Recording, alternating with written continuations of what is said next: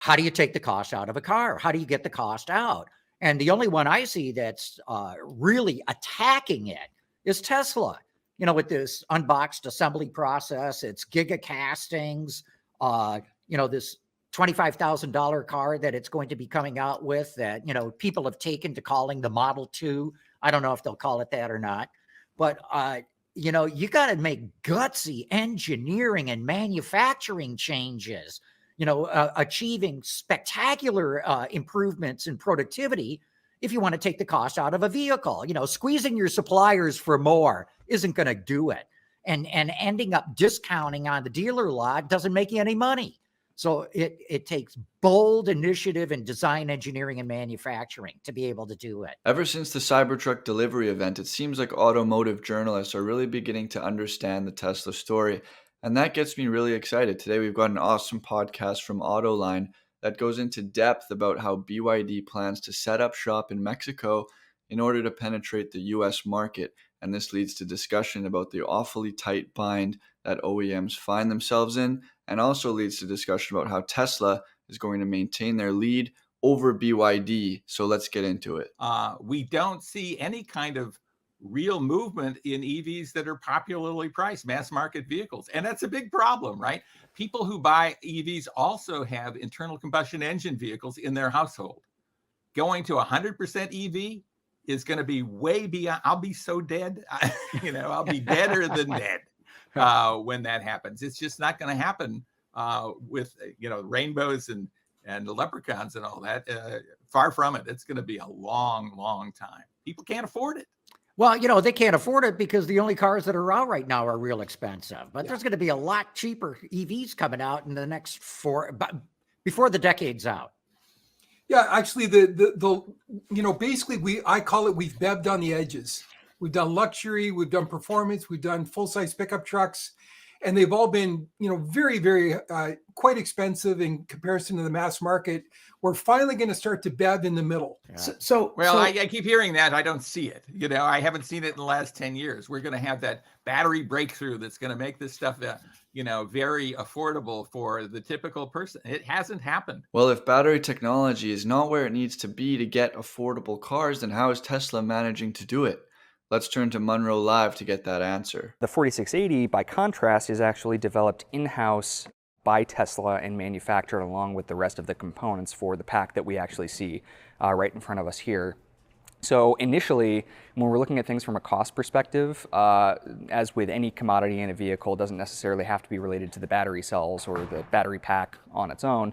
One of the advantages to manufacturing components in-house is that if you outsource to a supplier, there's always going to be a markup associated with purchasing those components. So immediately, just pack to pack purchased versus manufactured, that markup immediately is going to go away. And on a piece cost basis, these aren't massively expensive components, but given the fact that the 2170 Model Y pack has over 4,000 of those cells inside of it, and the 4680 pack has about 828 inside of it. When you stack that up per pack, and then also at the production volumes these vehicles are seeing, the savings of bringing that production in-house start to stack up pretty quickly at sort of a macro level. So Tesla said, battery prices are quite high. Well, let's design them in-house. And as the 4680 continues to ramp up, the economies of scale are just going to make it cheaper and cheaper. And BYD also makes their own batteries, which is why they've had success as well. Not to mention, lithium prices are starting to plummet. And also for this next clip, every time the guy says BEVs, he's referring to battery electric vehicles. I think we got to remember that we really had a small sample size from virtually every OEM except for Tesla. And so, going forward, there is going to be more product, but John hit the nail on the head. Scale is everything, especially in BEVs. Someone who's got a premium product, they don't care what cell they've got as long as it does what it's supposed to do. Someone in a mid product, same thing. So, scale is going to be everything in BEVs. And it's still a relatively small market, nascent market is growing. I'm optimistic about it. I don't know about 50% by 2030, but I'm definitely optimistic that it's going to grow. Michael, guess why I changed my mind? I've been saying all along, I think it's going to be 33% by 2030. Right. Last year, BEVs were growing, I think, at a 90% growth rate. Now, then it dropped to 50%. Now it's at 35%. As of November, it was growing at a 35% growth rate. That's awfully good. Listen, if you keep that same November sales rate in 2030, do the math, I did it, you're at 50% of the market.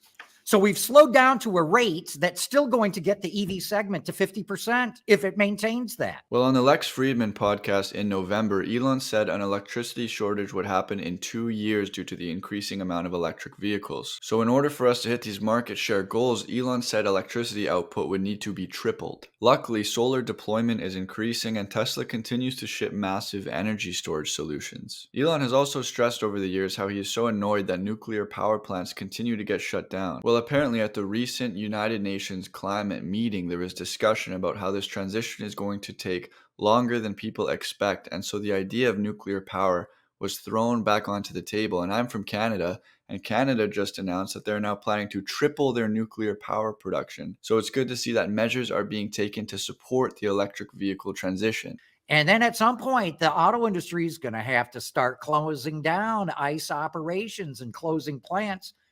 Michael, do you think that'll happen this decade? Well, according to the contract, no, because they can strike over, a mandate at a plant, and that was an interesting addition to the contract that I'm sure was They a big agree swallow. to that. That is so stupid to agree to that.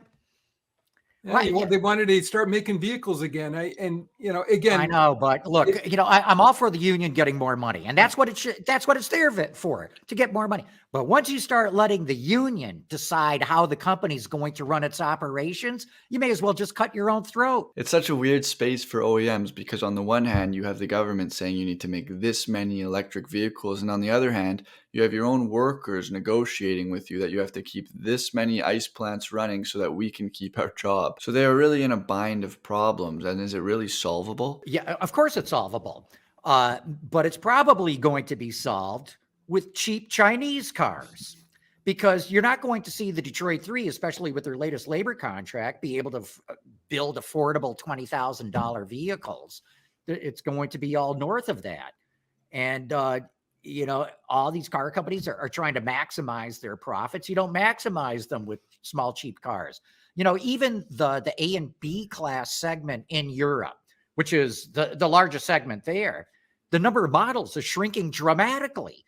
And I believe it's because automakers are like, we just can't make money on these things. You go to your board of directors and you say, look, I need $2 billion to do a new small car program. And they go, okay, what's the return on that money going to be? And you got to tell them there's not going to be any return at all. We're not going to make a penny of return on that capital. And then they say, sorry, you don't get the money, because we're not in the business of giving away shareholder money just to have it burned up. This is why full self-driving is so crucial to Tesla's valuation. It's just really hard to make money on cheap cars. BYD is only making about $100 per car sold right now. And while Tesla is touting their new production line for the $25,000 vehicle, saying it is going to be revolutionary, what FSD will bring to those $25,000 cars is recurring revenue that will allow them to drop the price of the hardware. This will make it impossible for competitors to compete, and it means that they will have no choice but to license full self-driving technology from Tesla. Now, more from the gang about BYD entering the US with their EVs. The tariff on a Chinese car being brought in here is like, what, 27%, something like that? 27.5, right? 27 point. Okay, so a quarter of, it's a big chunk. How is this possible? How could they? It's because, look, you can buy a very nice, simple family sedan, meets all the emissions because it's not going to be electric at that price, and meet all the safety standards, look nice. It's $15,000. Throw 27.5% on top of that, you're still in the low 20s. I mean, that's how you can do it. And by the way, look at the Chinese going into Mexico. Almost 10% of car sales in Mexico now are Chinese cars imported from China. And it's probably only going to be a matter of time before the Chinese decide they're going to put assembly plants in Mexico and, figure they're going to be part of the USMCA and not even have to pay that tariff to get into the US market. Just 2 days ago, guys, BYD launches a Model 3 rival called the BYD Seal electric sedan in Mexico. It will be the 5th BYD EV in the region. It will start at $44,000, which is $6,000 less than the Model 3. This electric article, confirming what these guys are talking about, it writes, Mexico could serve as a key region for Chinese EV makers to set up production in North America. It could also be a gateway to bring EVs into the US. So BYD and the Latin American Energy Organizations, like, who cares, right? Well, the Latin American Energy Organization represents 27 countries, okay, in the region. They announced that they have a cooperation agreement. And the collaboration encompasses promoting sustainable mobility, conducting workshops, providing specialized training in electromobility, targeting public and private sectors, academia, specialized guilds, and regular people. And they're going to be working at universities, and they're going to be bringing BYD vehicles that they're going to be able to use. And I'm thinking, okay, so here you have this giant Chinese vehicle manufacturer that is saying, hey, let's go to Latin America and explain to these people the wonders of electric vehicles based on our electric vehicles. I mean, it's something that is incredibly smart to do, and yet do we see Western OEMs even thinking in that context? No way. They don't think like that. You know, they've been in Latin America for 100 years. They think they know the situation. And look, the Chinese already did it with motorcycles. They came in, they took over the South American market. And the same thing's going to happen with cars. They'll take it over. And they're leading with electrics. BYD, a number of others are doing electrics.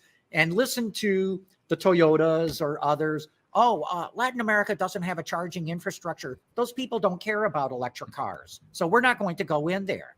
Meanwhile, BYD has taken the long view, and Great Wall Motor, and I can't name all the other automakers off the top of my head who are in the South American market right now with electrics. But they're planting the seeds for a future, and they're getting people interested in their products. And, you know, a decade ago, Chinese stuff was junk. Today, it's as good as anything in the world. Well, Tesla appears to also be doing this by building a gigafactory in Mexico. There's going to be a big party. They're going to hire a lot of locals. They're going to build out the charging infrastructure, and that's going to generate a lot of excitement. But again, on the BYD vehicle just launched in Mexico to compete with the Model 3, it's actually a really nice looking vehicle. It goes 0 to 60 in 3.8 seconds and has about 323 miles of range. But Tesla's not going to let BYD just take Mexico that easily. This reads, after Tesla announced the Mexico plant, it was reported Tesla asked its Chinese suppliers to follow them into the country and help them build the local supply chain, and they happily agreed. I'm definitely happy that Tesla has a good relationship with China. I mean, the Model Y just sold out for the year in China, so something appeals about Tesla vehicles to the Chinese, and this is despite them having the option to go with BYD, which is a home-based play. The performance, safety, and software advantages you get in a Tesla are just hard to ignore for any consumer. What happens to that market then? Besides Tesla, Tesla's going to sell like mad anyway. It's all of these others that I'm not so sure will do well. Yeah, no, they won't do well. But look, the move to EV is inexorable. It's unstoppable. And these car companies have already invested tens of billions of dollars in this. They can't afford to walk away from it. They have to make it work. They don't have a choice. All these battery plants that are being built all over the country, the new assembly plants that are going up all over the country, they're going to get used. I guarantee you that. And, you know, other things will have to suffer to be able to make sure that they sell enough of those products to make a return on that capital. Because if you yank the rug out from under them completely, you're going to financially cripple them. I mean, you could literally drive them out of business because they've got so much tied up in EVs right now. It's a weird balance because the OEMs are claiming to want to transition to EVs, but they're saying that to do that, they need to use their profitable ICE business to fund the transition. So it's like they're putting one foot in the pool, but then they're just sitting out in the sun the rest of the day selling their ICE vehicles. I think that the truth is that they're waiting for the election to see if the Republicans get into power and slow down the transition. Meanwhile, Tesla continues to dominate the US market share, while BYD is setting up to enter that market as well. And so now our attention turns to FSD V12 and reaching level 4 autonomy so that Tesla can stay ahead of BYD and force every automaker to have to license self-driving technology in order to stay competitive. I have a feeling FSD V12 is about to get rolled out with the holiday package update. We always get a special little surprise each year in that software rollout. So if you want my coverage of that, make sure you are subscribed. And if you want to continue the conversation, consider joining the channel as a member to gain access to the Discord community. Thank you guys for watching and have a great day.